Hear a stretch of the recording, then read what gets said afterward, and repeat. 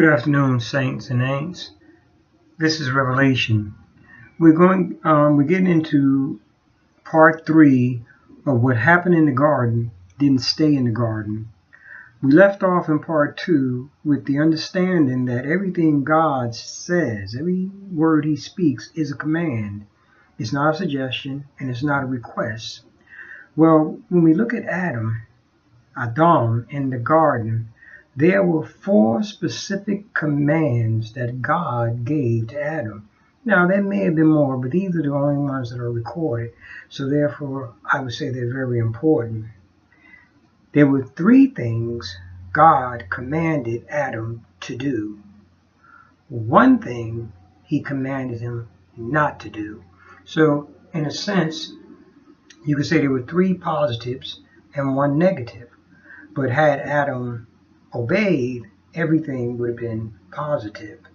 Now, we're going to go over the 4 specific commands just briefly, and then we're going to go back and we're going to really study them out. Okay?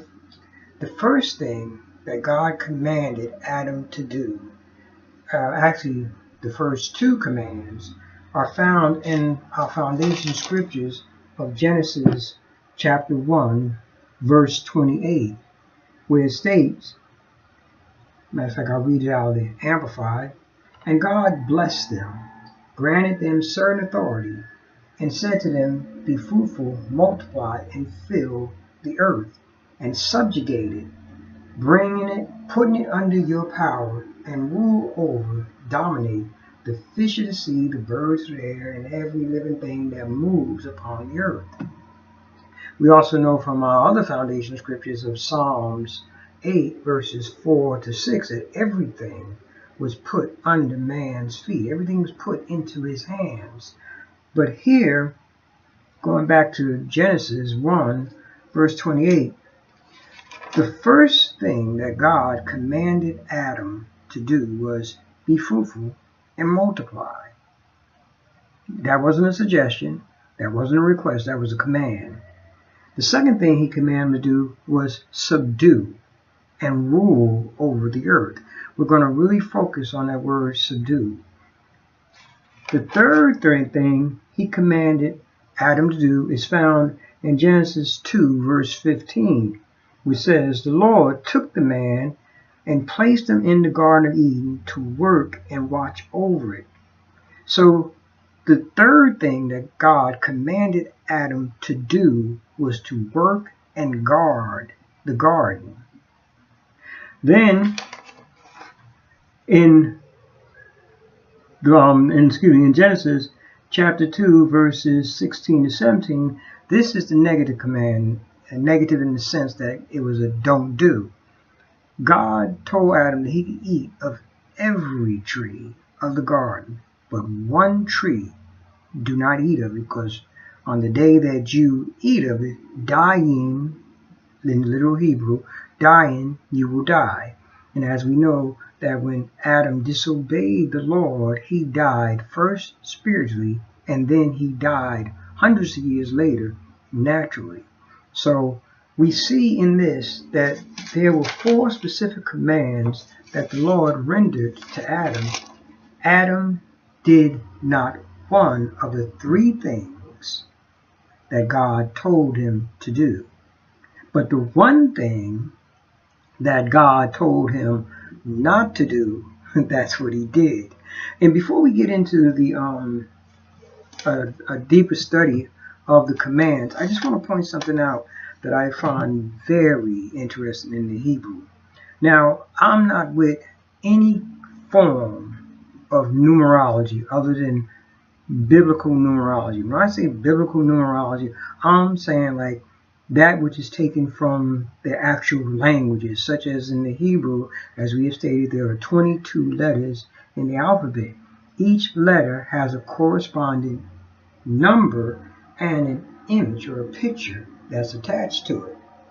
So when you look at the commands of God, he gave him 3 positive commands.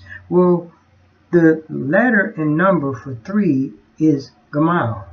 And Gamal really means to lift up. and it's the image, and its number is 3. The number is 3, and it's the image of a camel, like when it's kneeling and then rising up. Now in the negative, Gamil can mean to lift oneself up in pride. But here in the positive sense that we're going to utilize, it means literally to be elevated, to be lifted up. So if we look at it from that perspective, had Adam done the 3 things that God had said or had commanded for him to do, he would have been elevated. Then, when you look at the one thing that God commanded him not to do, what we call the negative command, is the first letter of the Hebrew alphabet is Aleph. Aleph has a numeral value of 1. Now, Aleph is a picture of a steer or cattle, and it generally denotes leadership. Okay, it shows forth strength. Now, as we had spoke of in one video, if you take Aleph, the first letter, and put it with Bet, the second letter, together, Beth means a house. So literally, when you put these 2 letters together, you get the word Ab. Ab means father. And what is the father? He's the head of the house. He's the strength of that house. So we can look at the Hebraic letters, and like I said, that's the only numerology that I mess with. But now, look at this, saints. When you combine the 3 Gimel with the 1 Aleph, you get 4, which is Dalet. Dalet, number 4, is the D in the Hebraic alphabet.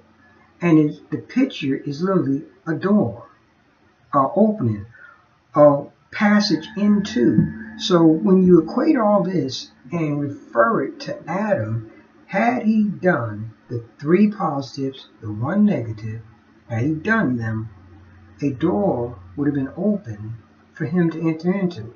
And what would that door pertain to? His elevation.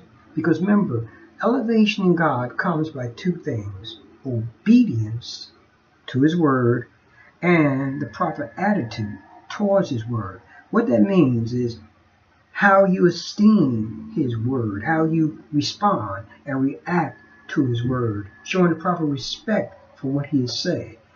These 2 things causes an elevation. But now we want to go back and we're going to look at each command specifically, and you're going to find this very interesting. And these 4 commands are instrumental in Adam's fall. They were geared and they were given for Adam to excel. But since Adam did not obey, he did not do them, they led to his downfall. Because remember, everything God says is law. Now anyway, so the first thing he said to Adam, and the first 2, all 3 commands, positive commands, come in like 2 parts. And there's what I would like to say a major and a minor, but it's in 2 parts. So look at the first one. Adam was told, be fruitful, multiply. Now, the word fruitful is the Hebrew word porah. It literally means to bear fruit, to bring forth. Okay? Multiply is rabah, and it literally means to increase, bring in abundance. Now, I want you to put on your spiritual thinking cap here, saints. I want you to stop and think about what we are thinking about and what we are hearing.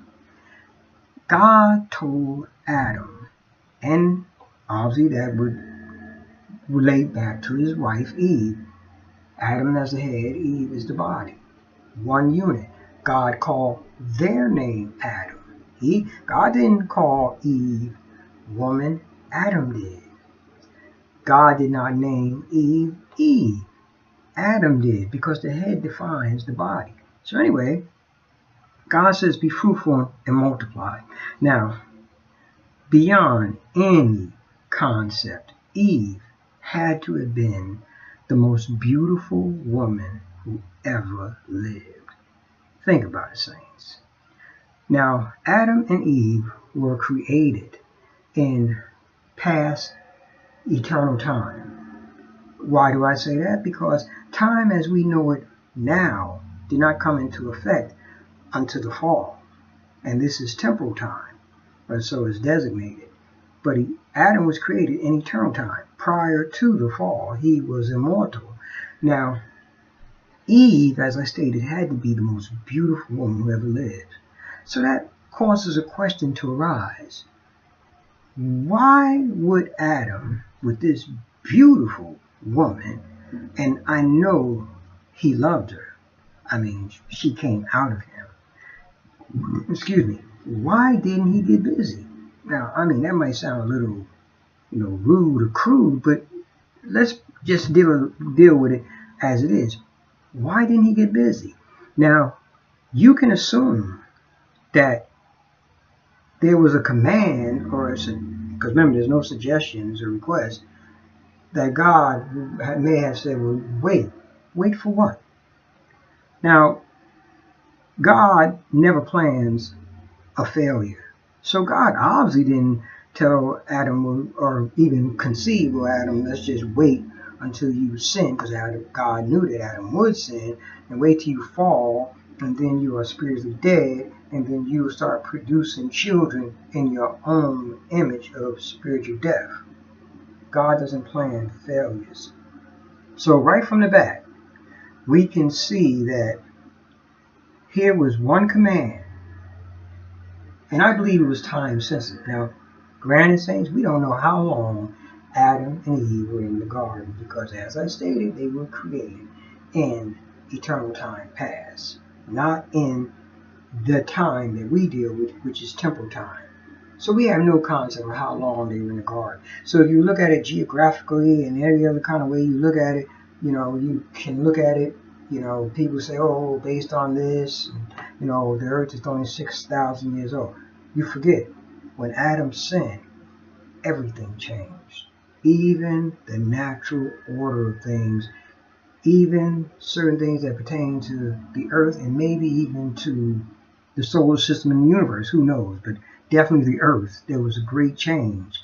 So we basically know from the Hebraic culture that Adam and Eve sinned 6,000 years ago. But as far as the earth, its age, come on. Adam could have been in the Garden of Eve for thousands of years. He could have been there for millions of years. You don't know, and I don't know, and the Bible don't say. All we know is that Adam was created in eternal time past. Now, when he fell, as we know, everything changed. So this was a command of God, not a request, not a suggestion. Now, when God says do something and you don't do it, every second that you put off, excuse me, every minute that you procrastinate, swallow the wrong way, is sin. Did you hear that? Every second, every minute that you don't do what God commands is, well, let's not go extreme to sin, but let's say that it is the seed of rebellion forming. Yeah, let's do it like that. Okay? So that was the first command. Be fruitful and multiply.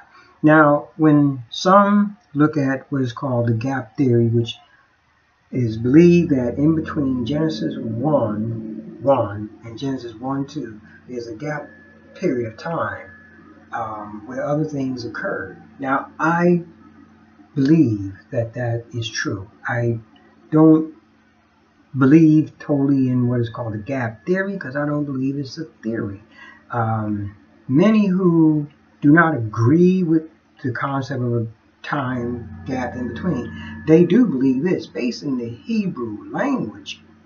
Now, when it says that the earth was void and a waste, the Hebrew words there that are used for void and waste are only used in other places in the Bible when an act of judgment had came about. They're never used for any form of creation or remaking or anything of that nature. So something happened, because God does not make anything bad and then, progressively make it better. No, he starts off with it good and it gets better. It doesn't start bad and get better. So something occurred, and like I said, that is another study. Let me put it like that. But anyway, so Adam and Eve failed to obey the first command: be fruitful and multiply. And as I said, we don't have a right to try to put any kind of time limit on it, but it was a command. So, I mean, obviously God didn't intend for them to sin and then, regenerate or start reproducing. The second thing, and this is, I believe, one of the deepest of the commands, and I don't believe that any of the commands are as prevalent as this is in Adam's fall, although they all, work together. But Adam was told to subdue the earth and rule it. The major factor here is subdue. Okay. Now the word rule, the rule is radah, and it really means to tread, basically to reign. It's used once in Joel 3:13. But like I said, so basically there's nothing, powerful in that word itself. It means Adam and Eve were to rule. But when you get to the word subdue, now this is going to really factor in a great deal. The word subdue is korbash. Now korbash is related to the Akkadian kabashu, which means to tread down, and the Arabic kabasa, to press, stamp, to seize with the hand. Now listen to this. Korbash, to make, to serve by force is necessary. Now, I took this excerpt out of one of my study books. It's the Theological Word Book of the Old Testament, and this is on page 430. Now, I want you to hear what this linguistic expert said, and then we're going to dissect it a bit. That's what he said on page 430. Despite recent interpretations of Genesis 1:28, which have tried to make subdue mean a responsibility for building up, it is obviously from an overall study of the word's usage that this is not so. Kabash assumes, now listen to this, assumes that the party being subdued is hostile to the subduer, necessitating some sort of coercion in the subduing, if the subduing is to take place. Therefore, subdue in Genesis 1:28 implies that creation will not do man's bidding gladly or easily, and that man must now bring creation into submission by main strength. And he's like, wow. But now I want you to stop and think about this. This individual, this scholar in the Hebrew language, was looking at it from a natural perspective. So all he saw, well, this word kabash means that what you are coming against to subdue is hostile towards you, and it's going to be a fight, and you have to literally use force to bring it under your command. Well, saints, the animals didn't have a problem with Adam. Not the fish, not the birds, not the cattle, not the bees. No form of life on earth that God created had a problem with Adam. So, when you take that into consideration, you take into consideration what the word means and the strength of the word. What Adam had to subdue was not in the garden. There was nothing in the garden that he had to forcefully subdue. So what did he have to subdue? Well, to get that answer, you have to look outside of the garden. Now, first of all, understand that Eden was based on the locations, or we're not told the dimensions, as far as we know, of the rivers, the 4 rivers that headed out of the Garden of Eden and through Eden itself. Eden was most likely the size of a large country, give or take. Now, whether that's absolutely so or not, we don't really know. We're just looking at, well, this river flowed here, that river flowed there. But any way you look at it, the Garden of Eden was only a section of Eden, that's why it's called the Garden of Eden, that was placed in the eastward portion, and east in the Hebrew means front, in the eastern portion of Eden. Now, it's obvious that inside Eden was only that which was allowed by God. Everything in Eden was created by God, and like I said, Adam had total control over it. But Adam now had a task, and that task was outside of Eden. Because what was outside of Eden? All kinds of hell. Okay? Satan was outside of Eden. Fallen angels were outside of Eden. Demons were outside of Eden. Well, you say, well, brother, how do you know that? Stop and think. Satan was not created. Or Satan was already in effect before the creation of Adam. That's obvious. Now, I've heard ministers, Lily said, and these are ministers that I respect, that Satan, one minister said Satan was basically created by man. You know, when Adam rebelled, that caused, Satan, the angel, the fall. Huh? That makes no sense. I've heard other ministers say that the serpent was Satan, or that Satan possessed the serpent. That makes no sense, because it really tells you in what we call Genesis chapter 3, verse 1, that the serpent was the slickest, intelligentest, the most intelligent animal that God made. He was more intelligent than any of the cattle, any of the animals that God had created. All you got to do is read Genesis 3, verse 1, and it tells you that. So if he was an animal that God created, he wasn't the devil. Okay? Matter of fact, the devil, and like I said, as we go on to study, as we go into other studies too, you'll see that Satan did not have access to the garden. That's why he used the serpent. The serpent, in a great sense, had to enter into like a covenant with Satan and became his ally. And through this allegiance and alliance, the serpent became so identified with Satan that even in Revelation, Satan is called the old serpent. Not because he became the serpent, but because of what the serpent represented. And later on we'll see other things that the serpent, in other studies, that the serpent represent. But anyway, there had been an allegiance that was formed. Because Satan didn't have access to the garden, but the serpent did. Now, how did Satan get in contact or come in some kind of covenant with the serpent? I don't fully know. Okay? Maybe the serpent was on a border of Eden. Okay? Hey, really? And, Satan was like, hey, psst, yo, hey, you, pretty boy, hey, check this out. And based in that, they came in some kind of agreement. I don't know when, but I would like to point out certain things in the Hebrew and even in the Greek pertaining to the serpent that denotes that, number one, the serpent was a beautiful creature.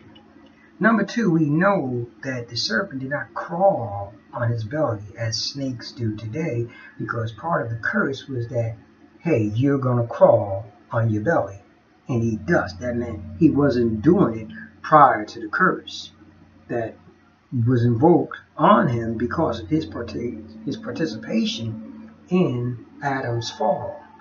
So, I mean, when you factor all these things in, there's something more than meets the eye when you just look on things on the surface. Now, interesting enough, if, as I said, as the languages point out, that the serpent was this eye-catching, intelligent creature, then why wouldn't he be subject to the same thing that was the fall of the angel that we come to know as Satan? And the cause of that was pride.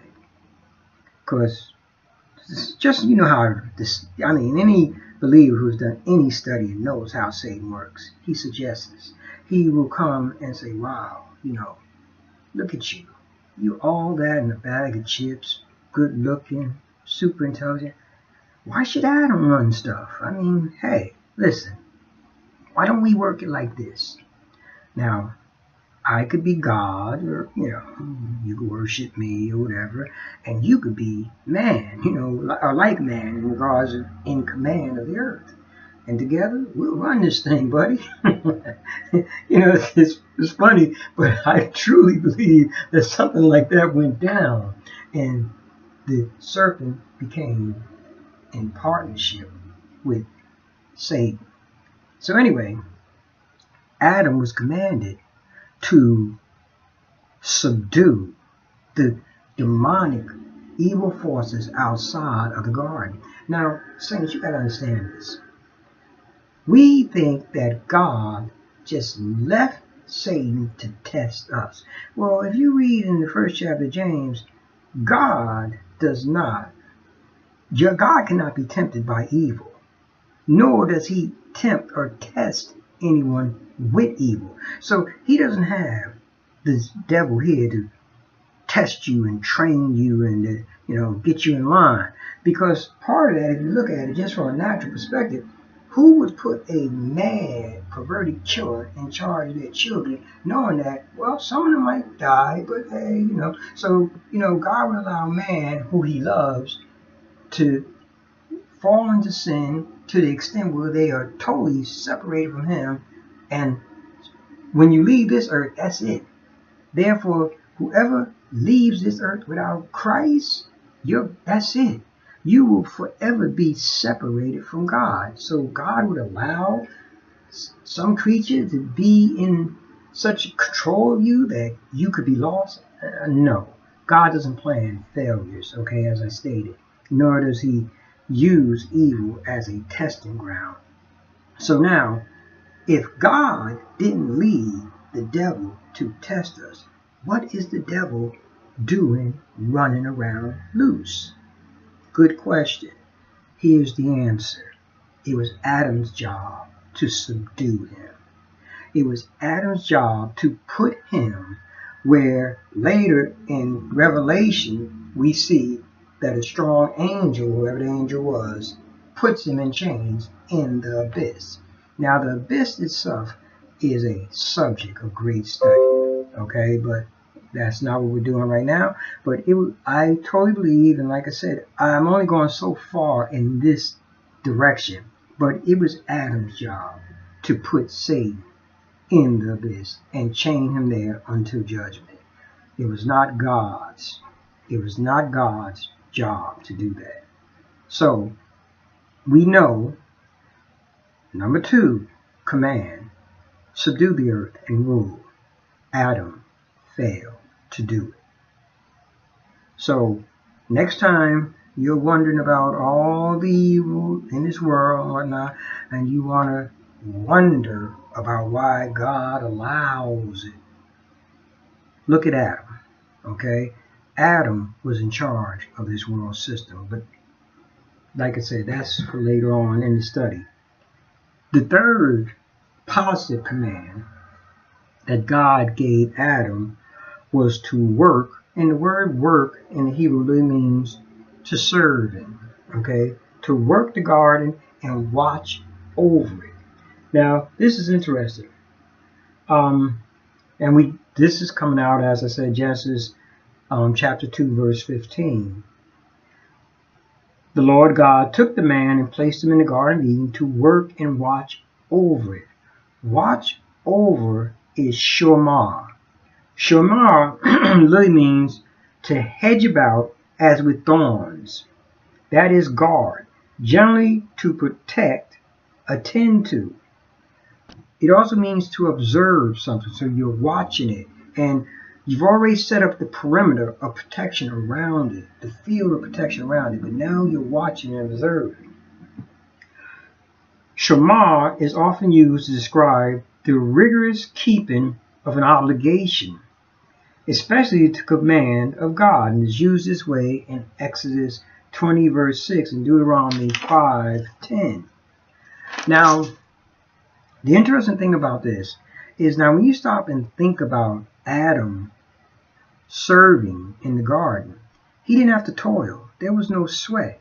So there's a great possibility, and it would seem logical based on spirituality, that most of what Adam had to do was speak, and just speak the word of God.